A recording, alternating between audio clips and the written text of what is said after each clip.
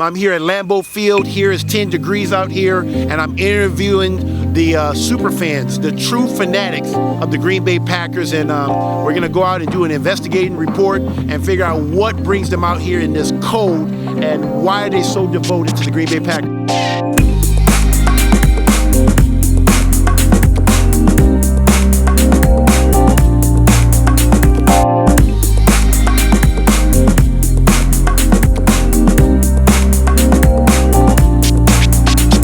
So Darren, what brings you out here in this cold? It's a big family. These guys that I'm all here tailgating with, love them. I wouldn't miss a Sunday without them. So yeah, it's always a good time. So what brings you out on a Sunday morning in the cold at 7 degrees? I just finished my third semester at college, came home. My dad does it every weekend. So it's super fun. Florida, you came here from Florida? Lake Alfred, Florida. What the hell? What do you think about the word cult? Cult? Well, you got good cults and bad cults. Good ones are the Packers. Boy, you came in this degree just to hang out? Yeah. You're crazy. Yes. Okay, right, it says, think of only 3 things: your God, your family, and the Green Bay Packers. In that order, Vince Lombardi.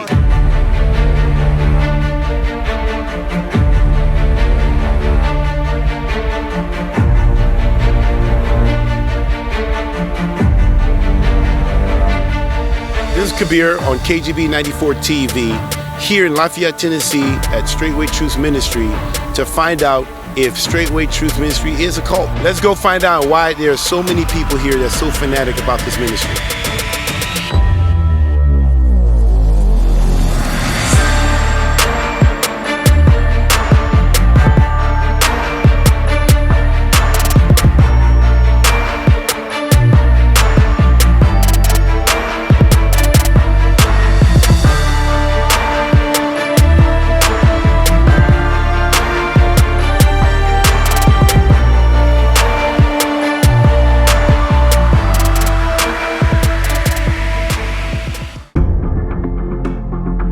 What was the number one reason why you came here to Straightway Truth for the Feast of Tabernacle?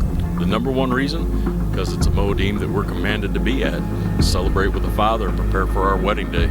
So what was the number one reason why you came out here for the Feast of Tabernacle this year? I came here to be, tuned in with the Most High Yah. I came from England. You mean the UK? I just want to make sure. Yes, yeah, the UK. What was the number reason why you came? Just to meet everybody, who we've been, getting to know one another on Marco Polo, and just to really get to know our brothers and sisters. You can really feel Yah's presence here, and you can really feel how genuine and humble and people are really seeking to be righteous.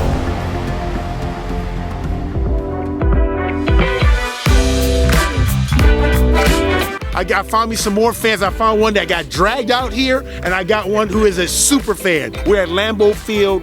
What brings you out here in this cold Sunday morning? the Packers and this group of people right here that we've been with for several years tailgating together, and that makes it all worthwhile. What was the number one reason why you came to the Feast of Tabernacle here at Straightway Truth? Because I came for the fellowship and for really the peace on the land. Number one is commanded by Yah, and this is my family, and I would be no place else for the feast. Number one reason why you came here for the Feast of Tabernacle? To praise Yah. Cool. What brings you out here in this cold 7 degrees here at Lambeau Field? Well, other than we have an amazing football team this year, just the atmosphere is great. You know, the people, the fans, you get the brats going. Even though it's cold, we still get through. We got a couple heaters, a couple layers, a couple beers. You're having a great time. You don't even feel it. What brings you guys out here? It's so cold out here. The people and the game, obviously. But yeah, the environment, you can't beat it. What was the number one reason why you came here to Straightway Truth in Tennessee for the Feast of Tabernacle? Seeking change within ourselves and the Most High Yah's way. Most importantly was to receive the Holy Spirit, and I actually did. What was the number one reason why you came out here for the Feast of Tabernacle this year? For the fellowship of the brethren.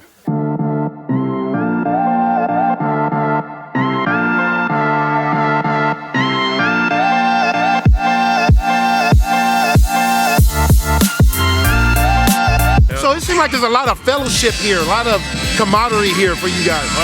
The fellowship with the brothers and actually be able to see Pastor Dowell up close again. Who are you here to see? Who are you here to root for? Aaron Rodgers. Aaron Rodgers, that's who you're here for. Would you consider the Green Bay Packers fans a cult?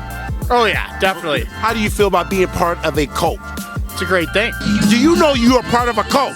Absolutely. And you're proud of that? Absolutely. When did you find out about Straightway being considered a cult? And how does it feel to know that you're part of a cult like Straightway? I did not know Straightway was a cult.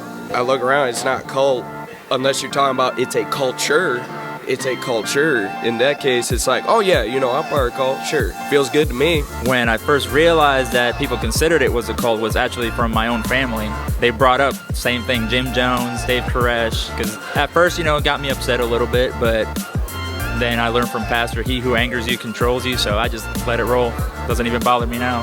I'm glad I'm here. This cult, I love this cult. If that's what they want to call it, I would do anything for any of my brothers, any of my sisters, and all 6 of us, of my family, my children, my master, that we're all here, all 6 of us, and you can't find that anywhere else, and we are truly, truly loved. When you hear the word cult, what's the first thing that comes to mind?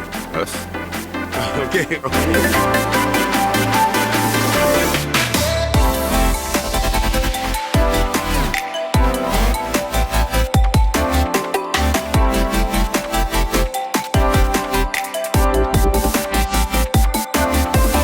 Have you heard the saying that Straightway Truth is a cult? What do you think? How does that make you feel that you may be part of a cult? I think it's fine, and I think Jesus was a cult leader himself. It is a cult because it's a culture. Pastor Dowell is a culture leader, so it is. So how do you feel to know that you are a Packer cult? I'm proud. You're proud? Proud, okay. yeah. All right. And how do you feel knowing that you're part of what the world may consider a cult? After understanding what a cult is, it seemed like, man, to me, that's the way to be. It was like reverse psychology, how they make it be, how they make it come about to thinking it's something negative. You're going to be drinking some kind of Kool-Aid and all kind of just negative things. I think I knew instantly when joining Straightway that the majority of people would call it a cult. It's just the way society today has been trained. So how does it feel to be a part of the Green Bay Packer cult? It's been that way in my whole life. Go, Pack, go! The Bears still suck! But, you know, we don't wear tracksuits, we don't drink Kool-Aid, and we're not waiting on comets to pass, so. I'm here to do an investigation report of Straightway Truth Ministry to see if they grow their own Kool-Aid. We're here in their greenhouse and looking to see if we can find any Kool-Aid being grown here. I think I may have found something here. What is this? Oh, no, it's Summer Crisp. We got cross lettuce. Man, I can't find the Kool-Aid. They actually grow real food here, but no Kool-Aid. And all the people here at Straightway that was here for the feast are gone. They came and gone as they pleased. There you guys have it. I cannot find any Kool-Aid being grown in the greenhouse of Straightway Truth Ministry. All right. What is your definition of a cult? This following and passion for something. It's really messed up what's going on here. I don't really know how this all began, but it doesn't make sense to me. When you first thought of cult, what did you think it meant? Woodstock. We hear about Straightway Truth being a cult before you actually joined or participated with Straightway Truth Ministry before you got here? No, sir. Learned that after I was in and the absurdity of it. How do you feel to know that you're a part of a ministry that's considered a cult? Feels good. The reason it feels good is because, you know, Jesus himself is the biggest cult leader. It feels good to be a part of the cult because we're going to be enjoying that cult for eternity.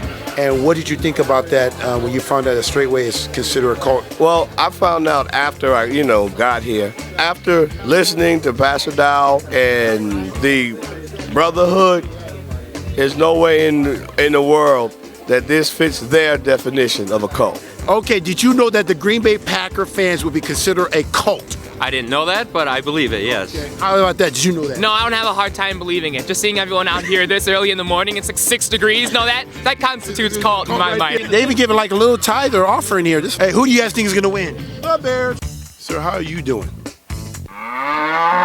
What was the number one reason why you came to the Feast of Tabernacle? Are they going to sacrifice you? What? What the? Have you seen any animal sacrifice out here since you've been out here? How could this happen to me? Well, guys, as you can see, they don't have anything to say. I guess he plead the fifth. That's all we have for you guys, and I'm looking forward to seeing how this is all going to come out. Back to you, Kabir.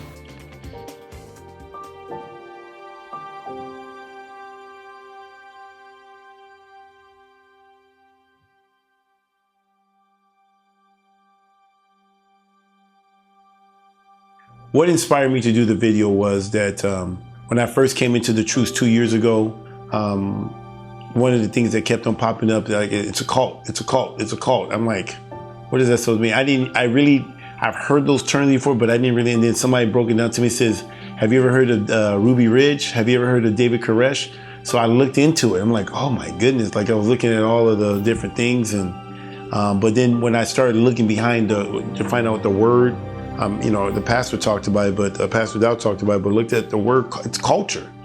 And so I said, well, we have cults all around us. I mean, does people know what a cult is? I don't think.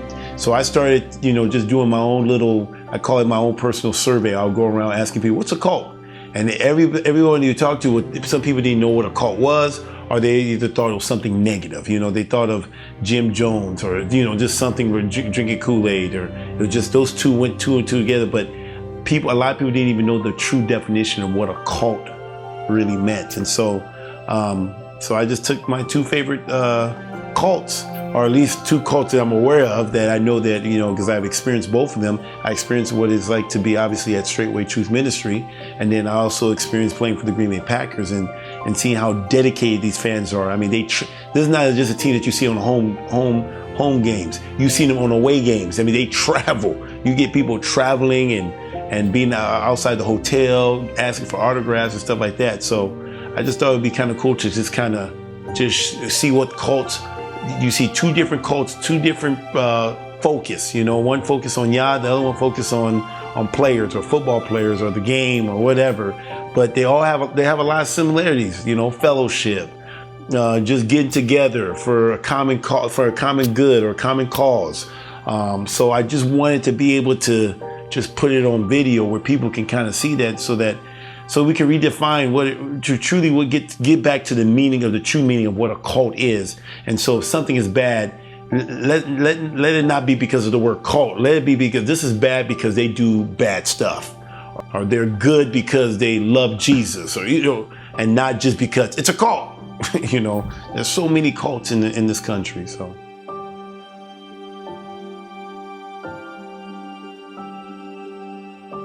Well, something was, I've been never really, immersed in myself into. I think the last time was 2 years ago for the Packer Hall of Fame.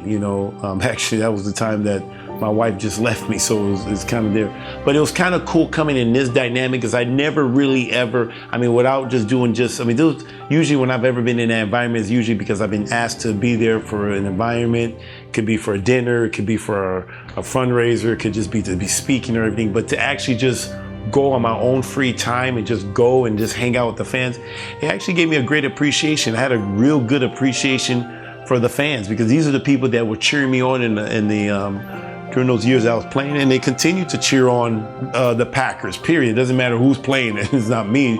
It could be anybody. But just to see the love that the passion that they had. I heard about it. I've seen it on TV, but to actually go in there and immerse myself in that world, in that culture, and see the things that they do, like, they cook, I know they're doing brats and drinking and their fellowship and just see, it's not just, they just show up to a game. When I go to a game, it's totally different when I show up to a game. When I show up to a game, I just go in there and then I leave.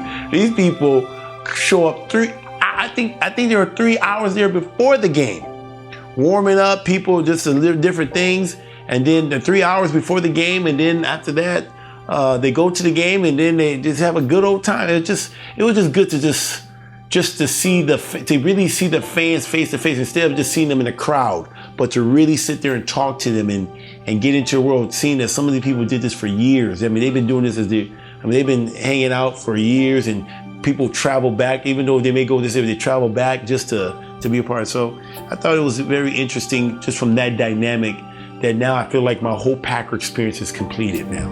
So I've been on the player side, I've seen the front office, and now I've got to actually immerse myself just a little bit. I even dressed up. You saw me all dressed up, you know, looking like a little Packer fan. So.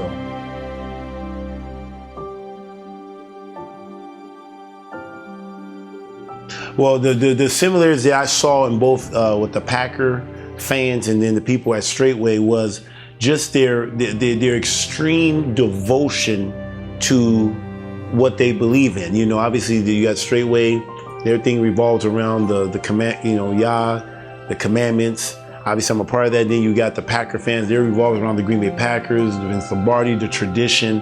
I mean, just their extreme, their devotion, like nothing can stop them. It can be cold, it could be wet, it could be, no matter what, they're going to show up. There's nothing that's going to keep them back. I mean, they're going to have to be like in a coma, you know. I mean, you got people showing up. I mean, it could be below 30 degrees. People will show up and continue the traditions of what they do for tailgate parties and the fans. And then you even see, like, even churches, like, I mean, you have to understand, I played on Sundays, so I never got to really go to church. We did our own little chapel service the night before or whatever. But now that I'm a civilian, I call it going back into civilian life now, and seeing how church ends early in town here. I mean, you go to church here, if the game is at 12 o'clock, and you got church service at 10 o'clock, it will be cut at 11. You notice that, the Packers must be playing a home game and it must be at 12, because literally church, so literally this whole town literally revolves around the Green Bay Packers. God takes back seat to the Green Bay Packers on Sunday. Now with Straightway, same thing. You see the devotion. It could be, I mean, you got people setting up tents for, because you know, when you go to Straightway, I mean, it's obviously where Pastor Dowell lives and some other saints and stuff. So people get tents and they put their tents out. It could be raining, muddy. It doesn't matter what the weather is. These people show up. They don't only show up to, oh, it's raining, oh, we're not going to show up. No, these people show up in some crazy conditions. And they're sleeping at night when it's cold. You know, they got their heater. They want to be there. This is something that they believe that they are commanded to do. They love Yah, and they do it for the love. Both of them are doing it for love. They do it for the love of football, the love for the Packers. Straightway's doing it for the love of Yah, the love of their neighbor. I mean, it's love. I mean, love is the common theme. The love for the thing that they're worshiping or that they putting up high, and then the love for their fellow man or their fellow sister or their, you know, I mean, you just see a lot of similarities, and that's what I hope that this film would show, just to show a lot of similarities. And one is revolved around football, players, you know, the game, and one is revolved around Yah, you know, the fellowship of of their fellow man and stuff like that. So that's it.